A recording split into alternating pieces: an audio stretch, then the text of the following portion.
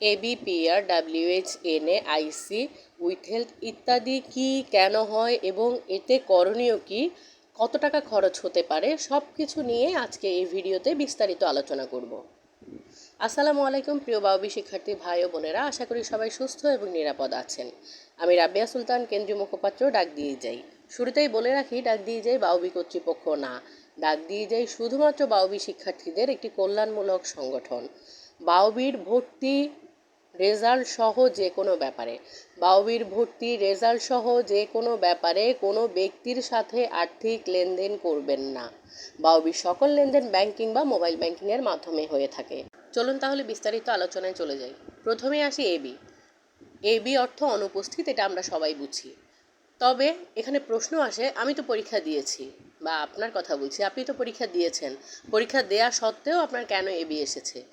এর উত্তর হলো, পরীক্ষা দিয়েছেন ঠিকই, হয়তো আপনি আপনার স্বাক্ষর শিটে স্বাক্ষর করেননি, কিংবা আপনি আপনার খাতার যে নম্বরটি স্বাক্ষর শিটে লিখতে হয় সেটি লিখেননি, কিংবা সেটি লিখতে গিয়ে কোনো কারণে কাটাছেঁড়া বা ভুল লিখেছেন, এই কারণে আপনাকে খুঁজে পাওয়া যায়নি এবং আপনি যে পরীক্ষা দিয়েছেন সেটি যে সকল কাজের দ্বারা প্রমাণিত হয় সে কাজগুলোর মধ্যে কোনো একটি কাজ হয়তো আপনি করেননি কিংবা বাদ পড়ে গেছে, সেই কারণেই আপনাকে এবি দেখাচ্ছে।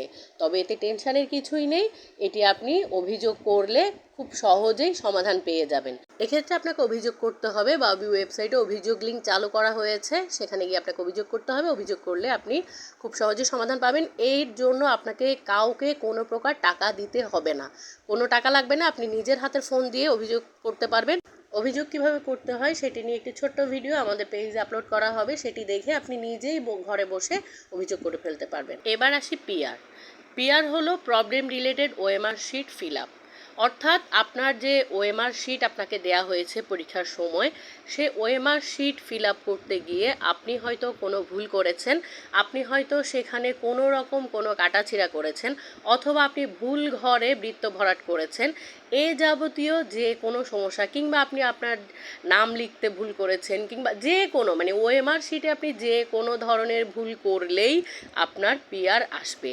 এটার নিয়েও টেনশন করার কিছু নেই, এটারও সমাধান হচ্ছে। আপনি অভিযোগ করলে খুব সহজেই সমাধান পাবেন। পেজে দেওয়া ছোট্ট ভিডিওটি দেখে আপনি ঘরে বসে নিজের হাতের মোবাইল দিয়ে আপনি আপনার অভিযোগটি করে ফেলতে পারবেন। এরপর অনেকের যে সমস্যাটি হয়েছে সেটি হলো, সকল বিষয়ের রেজাল্ট দেখা যাচ্ছে, সকল বিষয়ের মান দেখা যাচ্ছে, কিন্তু সিজিপি এর জায়গাতে কোনো রকম কোনো মান দেখাচ্ছে না, সেখানে NA আছে। প্রথমেই বলে রাখি, যারা শুধুমাত্র ফাইনাল পরীক্ষা দিয়েছেন, অর্থাৎ যারা পঞ্চম ষষ্ঠ সেমিস্টার কমপ্লিট করেছেন, তাদেরই সিজিপিএ দেখাবে। আর যারা প্রথম থেকে চতুর্থ পর্যন্ত সেমিস্টার পরীক্ষা দিয়েছেন তাদের সিজিপিএ দেখাবে না। অর্থাৎ যাদের এখনও পর্যন্ত বিএবিএসএস ফাইনাল পরীক্ষা হয়নি তাদের সিজিপিএ দেখাবে না, তাদের শুধুমাত্র প্রত্যেকটি বিষয়ের পাস দেখাবে, যে প্রত্যেকটি বিষয়ের গ্রেড মার্ক যত পেয়েছে পয়েন্ট সেটাই দেখাবে।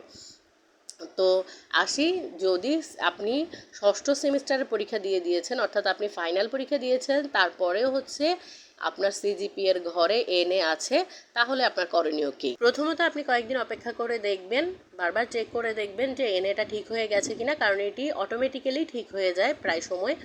তারপরেও যদি ঠিক না হয় তাহলে আপনি 27 মের মধ্যে অনলাইনে অভিযোগ করবেন। আবারও বলছি, 27 মের মধ্যে অনলাইনে অভিযোগ করবেন। অভিযোগ করলে এটি অবশ্যই ঠিক হয়ে যাবে। এবিপিআরের মতো আরও একটি সমস্যা হচ্ছে WH, অর্থাৎ উইথ হেলথ। আইসি ইনকমপ্লিট বিষয়টি হয়ে থাকে রেজিস্ট্রেশন সংক্রান্ত সমস্যার জন্য। এই প্রত্যেকটি বিষয়ে ABPR, WH, আইসি, NA প্রত্যেকটি সমস্যার জন্য আপনাকে অনলাইনে অভিযোগ করতে হবে। অনলাইনে অভিযোগ করলে আপনার সমস্যাটির সমাধান হয়ে যাবে। তবে এটার জন্য কাউকে কোনো টাকা দিতে হবে না, যদি আপনি আপনার মুঠোফোন দিয়ে করেন। অর্থাৎ আপনি যদি আপনার মোবাইল থেকে করেন কাউকে কোনো টাকা দিতে হবে না।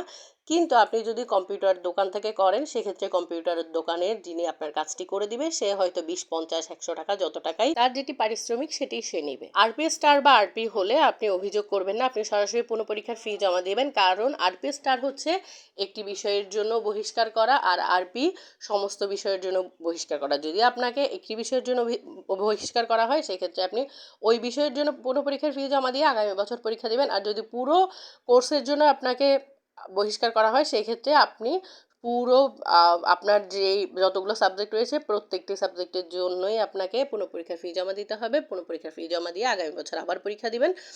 এক্ষেত্রে আর এনএ ব্যতীত এবি, পিআর, ডাব্লিউএইচ, আইসি এই যে সমস্যাগুলো রয়েছে এই সমস্যাগুলো যাদের আছে তারা প্রত্যেকেই আগে অভিযোগ করবেন। অভিযোগের রেজাল্ট পাবলিশ হওয়ার পরে যদি আপনাদের সমস্যার সমাধান না হয় সেক্ষেত্রে আপনারা অবশ্যই পুনঃপরীক্ষার ফি জমা দেবেন।